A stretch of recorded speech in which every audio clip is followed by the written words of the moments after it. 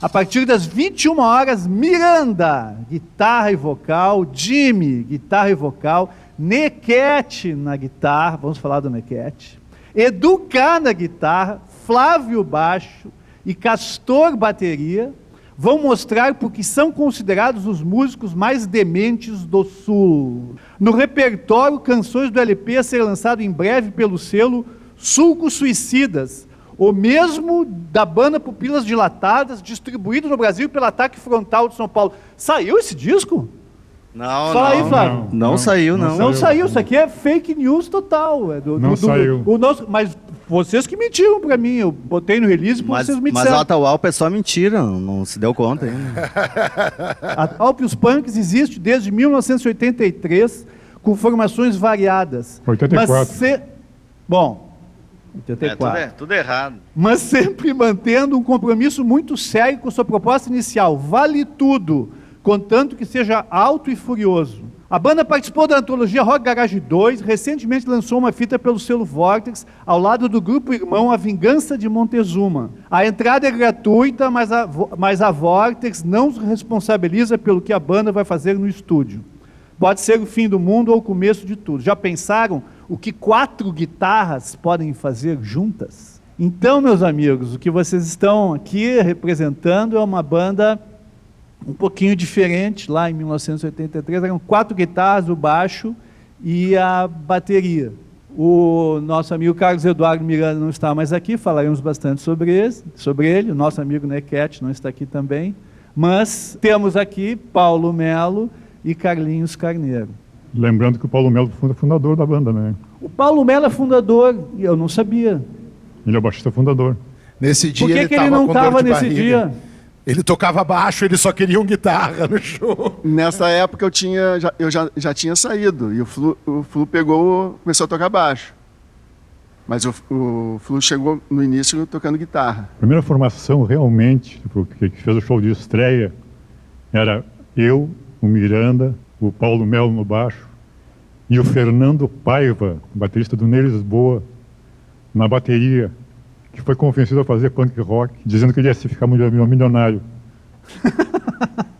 Se ele abandonasse o Ney Lisboa e começasse a tocar com a Atahualpa, a carreira dele ia decolar. Isso que vocês disseram. Teve 2 semanas nos anos 80 em que o punk parecia que ia deixar alguém milionário. O Paiva chegou no estúdio do Ivo, com um monte de pratos e montou a bateria. Aí o Miranda falou: o que é isso, velhinho? Aí ele falou: na bateria e tal. Velho, é punk rock, é chipô, cachibumbo dá porrada. Fica ganhar dinheiro, dá porrada.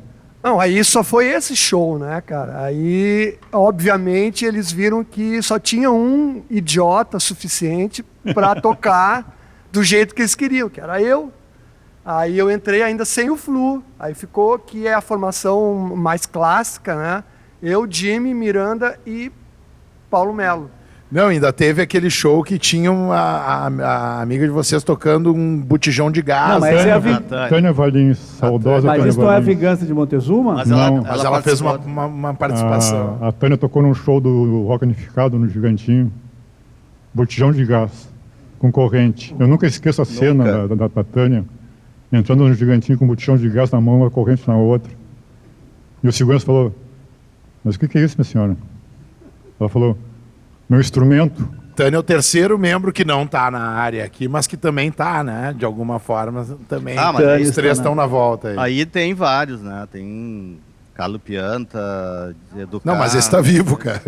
Os que não estão vivos, tá? Quando o Flu se acidentou, o Carlo Pianta assumiu o baixo por alguns shows. Ele fez um show que ele não entendia nada, foi um show no Ocidente. Foi passar o som. O Carlos me olhou, aquela loucura toda do Miranda, aquelas coisas, aquelas maluquices que o Miranda inventava. Daí o Carlos me olhou e falou, cara, o Carlos bem guri ainda. O que eu faço? Eu falei, faz o que tu quiser, porra. Na época, acho que na época mesmo, da Vortex, eu era funcionário de uma locadora de vídeo. E eu me lembro de chegar alguém para vender as fitas da Vortex. Nós compramos, claro, né? E eu ficava lá assistindo na nossa loja, lá, no vídeo lá. Bah, só coisa boa, cara, coisa divertida. A época tinha muita banda, né, cara? Muita coisa diferente, e as bandas eram diferentes. Isso que uma coisa que eu acho que o nosso rock tem, rock gaúcho, que chamam, é que as bandas não tem uma linha, cada um para um lado, tem punk, tinha, né, na época. Eu me lembro das fitas, dos vídeos, mas geralmente ia mais de noite lá, e chegava lá, tava o Claudinho Reis ali na mesa, a gente ficava conversando, aí via algum vídeo e tal, chegava mais alguém, assim, era uma coisa mais... Não era aquela coisa mais frenética do Bonfim. Era uma coisa mais tranquila, ao meu ver, assim. Eu até curtia por causa disso. Eu nem me lembro como é que foi, cara, porque a gente, na realidade, foi ensaiar com uma banda que a gente inventou e acabou que eu acho que faltou alguém na Gaddafi que não ia, porque as bandas eram assim, né? Ia 3, aí faltava um, aí o outro já entrava. Eu não tocava nada, não sei nem tocar, mas enfim, apareceu um baixo na minha mão que o amigo tinha e a gente acabou fazendo um som com teclado. Mas, cara, era uma diversão no final de tarde, assim, sabe? Era uma coisa que pra gente era uma... Como ia andar de skate, por exemplo, era uma diversão, virou uma diversão a gente ir lá. Mas a gente que era amigo do Lelo, que é o irmão do Miranda, a gente começou a frequentar, assim, então a gente conheceu muita coisa. E tocou numa banda, e as bandas... Eu fui conhecer, por exemplo, o Educar. O Educar eu conheci lá, sabe? Antes de ver ele no Ocidente, por exemplo.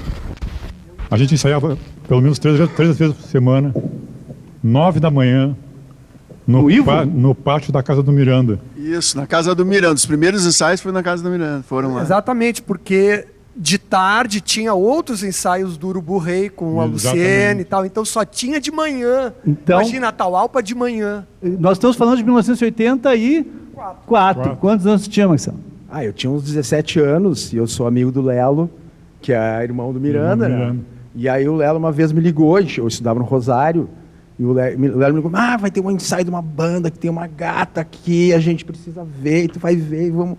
Aí a gente pegava e ia pra garagem, e a Luciana Dami nem sabe disso, mas a gente ficava lá espionando o show do Urubu Rei, escondido, assim, aí ia eu mais 2 amigos, e a gente, nossa, a Luciana Dami era a nossa ídola, assim, né? Então a gente ia lá e ficava escondido e eles ensaiavam. E depois a gente foi ver o show e tal, mas eu sou fã. Mas era mais pela música ou mais pela Luciene? Cara, eu especificamente ia pela Luciana Adami. Pelos meus dons vocais, né? Tinha assim um lugarzinho que a gente ficava escondido e aí que tocava, nós nem tava aí pela música, nós tava mais, porque era legal, a gente curtia a música, mas eu especificamente ia pela Luciana Adami lá. Bom, mas tinha a Luciene Adami, Lila Vieira e Pátio Secato, 3 gatas, né? E a Biba, né? 4 A gatos. Biba de mini saia na bateria. Não, para aí que ainda tem mais uma. Peraí, tinha também a Biba, né? E tem a Elaine também, que é a mãe do Miranda. Que era a uma coroa. Gata. A coroa mais gata que tinha. A coroa mais gata que tinha na época era a mãe do Miranda. Que hoje do Gordo. Que tava com uma idade mais nova que tu hoje, né? Nossa, hoje tá mais bonita e mais inteira que eu.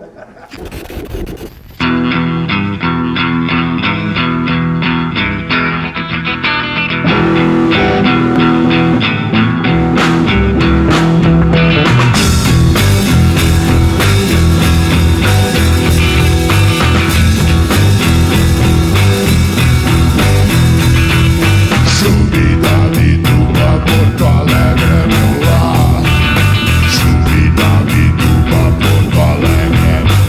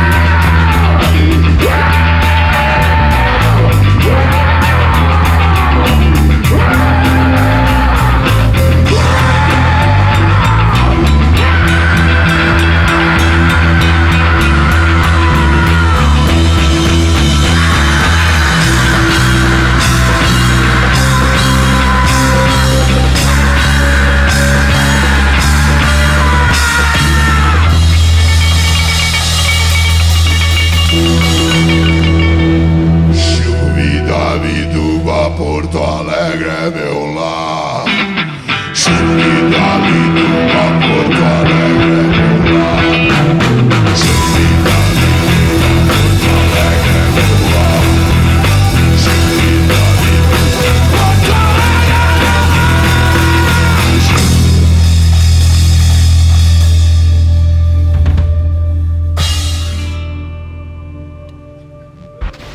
Que eu acho que é uma música que virou completamente emblemática de Porto Alegre, porque o Miranda pegou uma essência do gaúcho, bairrista, ufanista, e até hoje a gente tem esse tipo de coisa, não sei o que, é melhor do mundo, melhor cerveja, melhor pôr do sol mais bonito, melhor cachorro-quente, a rua mais bonita. A única ponte com árvores em cima, isso eu acho um elemento de Porto Alegre e eu não entendo por que dizer isso. Por que tem essa merda dessa ponte com a única? E daí teve a fase que o Miranda ia na rádio, quando ele já estava em São Paulo, acho que já estava trabalhando lá com o Titãs, com o selo do Raimundos, quando ele ficou um pouco mais conhecido. Ele vinha a Porto Alegre e falava mal do X, na Ipanema. E os caras assim queriam matar ele, sabe? Porque para o X, pro gaúcho, é a coisa mais linda do mundo. Fora Chubidabiduba, Porto Alegre, meu lar, o resto da letra estava assim, definida ou não? Tu estava inventando, Jimmy? É o Miranda que fez. Mas era meio indecifrável, realmente. Como é o caso de Todo Mundo Saca, que muitas pessoas me diziam na época, cara, o que o Gordo canta naquela letra? Que a letra é tua. Eu falei, a letra é minha. O que ele canta que eu não entendo nada? Só Todo Mundo Saca. Eu falei, essa é a ideia da música, Todo Mundo Saca, só que não diz. Então ele não dizia nada por causa disso. Não dizia, porque dizia um monte de coisa sobre a política da época da Nova República e tudo mais. Mas na real, aí quando eles me chamaram pra cantar, né? As letras tu inventa aí, o Miranda não fazia nada. Coisa e tal. Só que, na verdade, cara, os fãs, e tem, né? Tem um monte de gente que curte muito. Eles são super exigentes a respeito disso. Eles em todos os shows, faltou a parte que dizia tal coisa. Eu, cara, nem o Miranda falava isso, velho. Eu disse, aí eu cheguei pro Jimmy, que é quem escreveu, às vezes, cara, eu não sei, tu escreve tudo novo aí. E eu, não, mas não é bem assim, cara, como é que eu vou fazer? A letra do Chubidabiduba, que na verdade eu não participei naquela época da criação, mas agora ela foi renovada, né? Que eram algumas coisas de Porto Alegre, daquela época. E agora o Carlinhos colocou umas coisas de agora na letra, Exatamente. Né? De agora que eu digo, da época que a gente gravou, 2 anos como atrás. Era a ideia do original. Cara. A primeira coisa que acontece nessa música é que o Miranda pede cerveja 2 vezes. E é inacreditável que ele canta, depois toca a bateria, aquele estúdio é um inferno, e ele continua com uma jaqueta de brim super quente. Como é que ele pode, cara? Como é que podia? Bom, Chubidabiduba, Porto Alegre é o meu lar, eu me lembro muito bem porque foi um dia especial que eu fui no Miranda de manhã, porque a gente ensaiava de manhã, porque à tarde tinha ensaio do Urubu Rei. Então a gente tinha que ensaiar o Atahualpa de manhã, imagina. Aí eu cheguei lá com o meu cachorro, ele tinha outro cachorro, eles ficavam brincando lá e ele chegou, Castor, eu fiz uma música muito legal, eu bato legal no teclado, né? Não, no violão, um violão com uma corda. Aí ele falou, Chubidabiduba, Porto Alegre, já com a letra, entendeu? Já com o ritmo, com o tom. E aí quando chegou os outros caras, né? O Jimmy, o Paulo, a gente sentou ali, já fez a música e ela ficou pronta assim, em menos de meia hora. Por incrível que pareça, a gente ensaiava. O Miranda era muito exigente nesse sentido, no início, né? Com o Urubu Rei, a gente ensaiava muito. Com o Atahualpa a gente ensaiou bastante, cara. Porque, pô, a gente tem várias músicas, se tu for pensar, como é que a gente ia ter esse monte de música, assim? A gente trabalho. Foi trabalho, a gente passava e vamos fazer um show. Eu me lembro, né, de ser uma coisa direitinha, não era loucuragem. A loucuragem era no show. Aí no show era aquela coisa, todo mundo doidão, e tomava um e tal, aquelas coisas.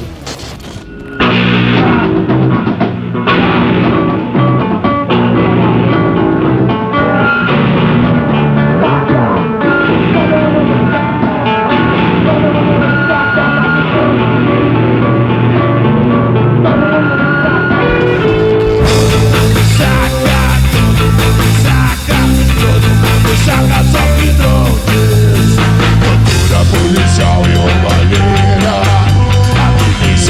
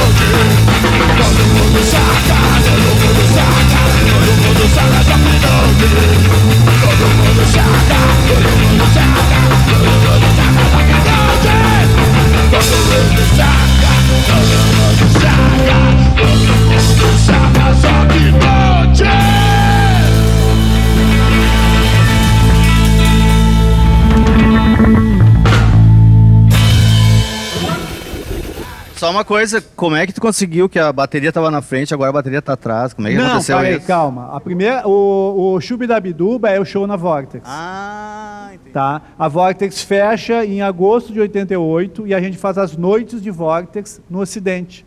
Então tem várias bandas que tocaram na Vortex e depois foram tocar no Ocidente, e umas só tocaram no Ocidente nas noites de Vortex, que eram comandados pelo Capitão E aí Vortex. o Carlos disse que era o Marcelo Birk na bateria aí nesse momento do Todo Mundo Saca aí. É possível, qualquer Mais coisa é inédito possível. ainda, hein, cara?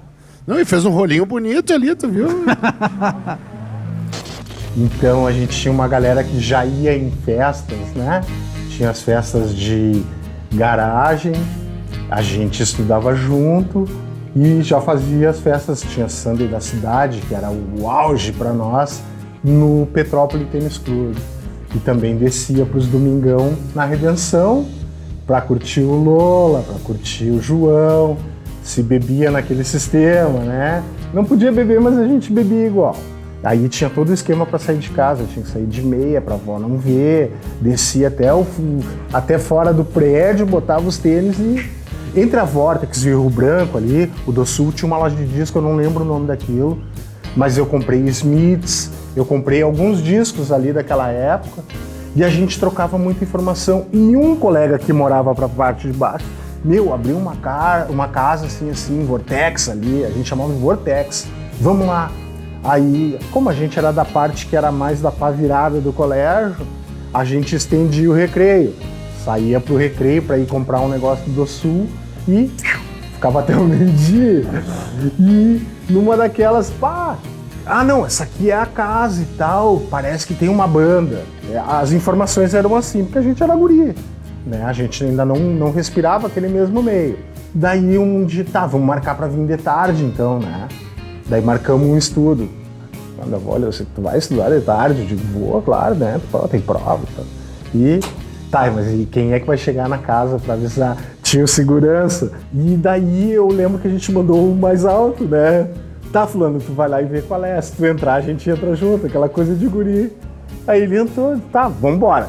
Passamos 4. E aí a gente foi lá, tinha o balcãozinho das fitas, né? A geladeira com a serva. E aí a gente começou a ir pra lá pra curtir os ensaios, né? Matava aula, literalmente, ia pra curtir ensaio, às vezes de tarde. Eu não me lembro de ter entrado no estúdio, só de enxergar, A gente era muito tímido, cara, sabe? E não tinha aquela coisa assim, curtiu, vem cá, vou te mostrar como é que é. Não teve esse acesso, mas de olhar, de abrir a salinha e ficava já posicionado, vai abrir, abriu, aí o cara falou, o que será que é aquilo? Um amplificador de guitarra, é uma batera, mas é uma batera importada, não é? O que é? E era legal, cara, porque depois que a gente teve contato com a Vortex, eu acabei, de certa forma, entrando no meio da música de gaiato.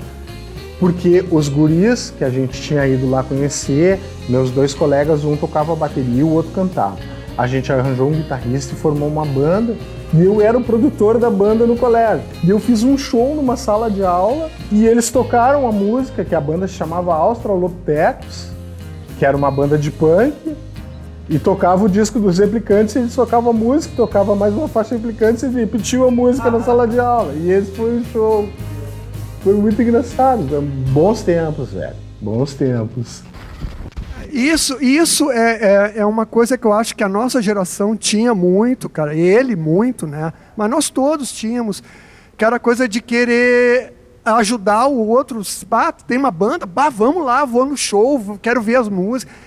E existia um envolvimento real, não era falso. Entendeu? Tu ia lá no Miranda, ele te mostrava as coisas, olha, assim, tem esse disco aqui, tu vai gostar desse disco. Ele ia lá, aí ele me dava os discos que ele achava que eu ia gostar, dava pro Jimmy os discos que o Jimmy, ele achava que o Jimmy ia gostar. O Miranda, como tá todo mundo falando, ele era isso, a gente entrava lá naquele quarto dele, ele dava pra gente as coisas que ele identificava que eram a ver com o nosso gosto musical, né? Então, e outra coisa muito boa que ele fazia também é que ele pegava alguns discos de algumas bandas nacionais e dizia assim, agora eu vou te mostrar de onde é que veio essa música.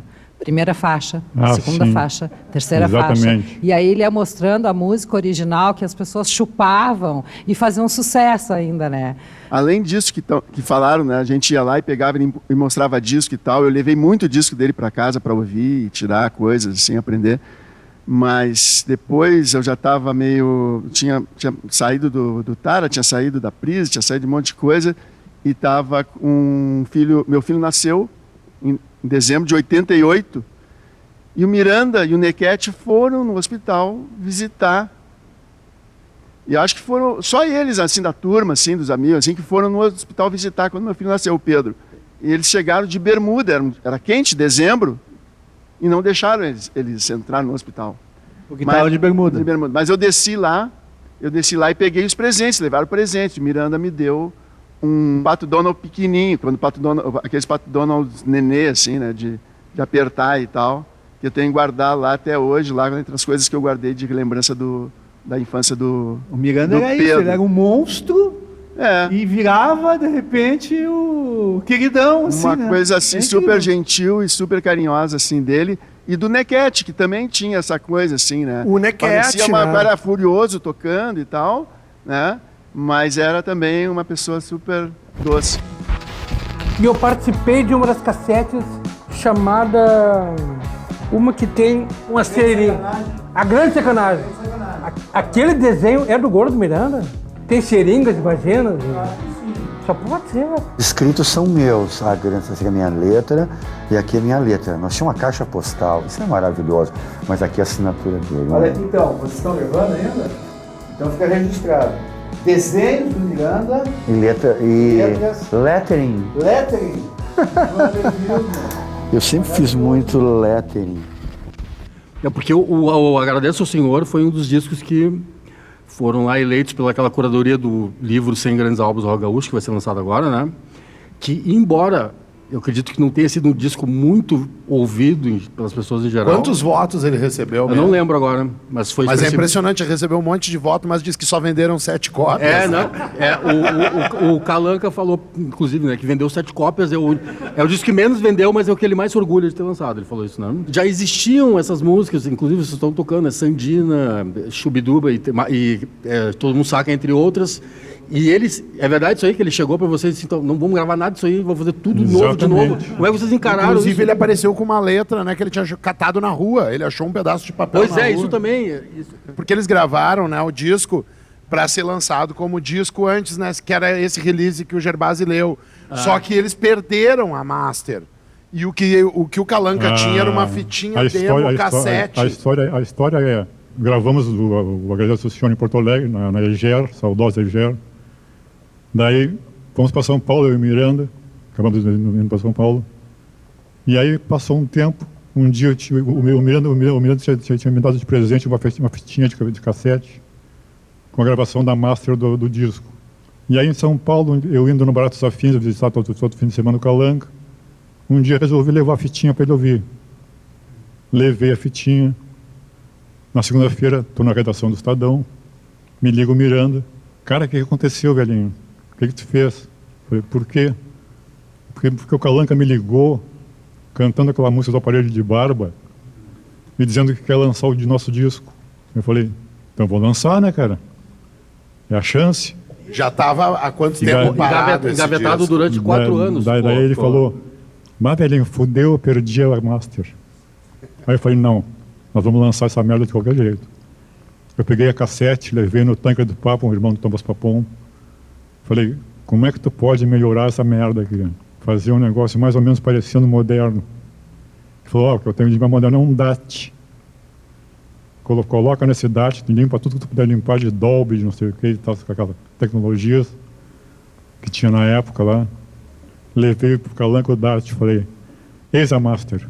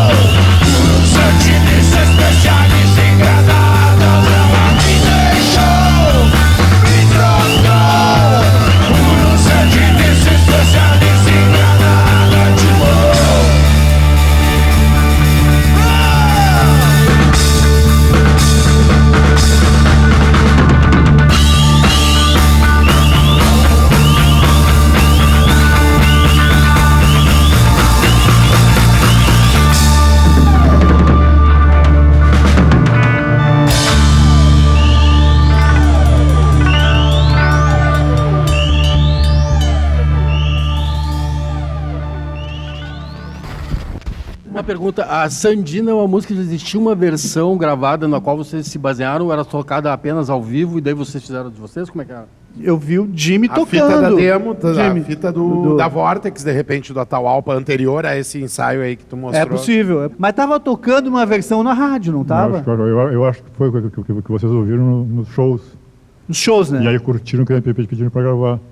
Agora, a primeira versão gravada de Sandina, a primeira versão que foi realmente registrada, foi da banda Fanzine. A Fanzine foi um projeto que o Pedro Santos me chamou para iniciar, assim, para fazer alguma coisa. A gente gravou o Boy do Subterrâneo e, claro, né, daí a gente chamou o Miranda para produzir, assim, para nos ajudar, assim, e tal. O Miranda não tocou. No fim da gravação ele tocou uns teclados, uns efeitos, quebrou uns vidros, umas coisas. Que no meio tem um interlúdio ali que tem essas coisas. Na minha né? opinião, é a versão mais bacana de Sandina que existe, é a de Fanzine. E depois nós fizemos Sandina, né, com a participação da Biba Meira e do Educar, que aí foi uma ideia, foi o Miranda que chamou, também, né? Miranda que chamou para fazer, e o Miranda também, né? Já que está todo mundo falando o que o Miranda fazia, eu vou contar a minha história também. A gente contratou o Miranda para fazer a trilha de um institucional. E aí, tá, Miranda, que horas vamos gravar? Vamos gravar a partir das 3 no estúdio lá, estúdio do Carlos, sei lá o quê. Ele chegou com o carro, com um violão com 2 cordas, eu acho. Não era uma, mas era 2. Clássico. Uma bacia de plástico, tá? Sim, e um monte de baqueta quebrada.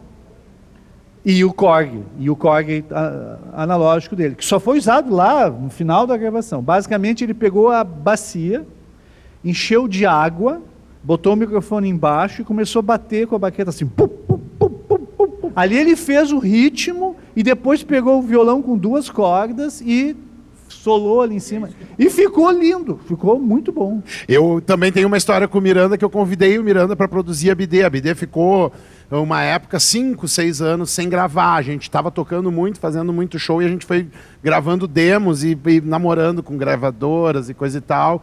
E lá tinha uma oportunidade na Sony, ou na Universal, uma dessas, e o Miranda era amigo de quem era o nosso contato lá, e alguém levantou o nome do Miranda, vou falar com o Miranda. Eu fui com ele, gravem uma demo e me mandem. Gravamos a demo com umas 15 músicas, 16, 20 músicas, sei lá quanto. Aí mandamos para ele, e eles, tá, beleza, velhinho, vamos fazer, certo, só que é o seguinte, ó, eu não gostei de nenhuma música, eu só gostei de uma. De todas as músicas que a gente gravou naquela demo, todas depois entraram em discos da BD, menos aquela que ele gostava, porque nem eu gosto daquela letra lá, eu não acho legal, mas... Quando eu lancei meu primeiro CD solo, que é Saudades do Futuro, muita gente elogiou e tal, teve boas críticas e tal. E um dia eu fui a São Paulo, eu encontrei o Miranda em Porto Alegre, e ele falou, velhinho, teu disco tem que gravar todo de novo, eu vou produzir para ti. Aí eu falei, por quê, cara? Ele falou, as músicas são a fuder, mas tá tudo desafinado.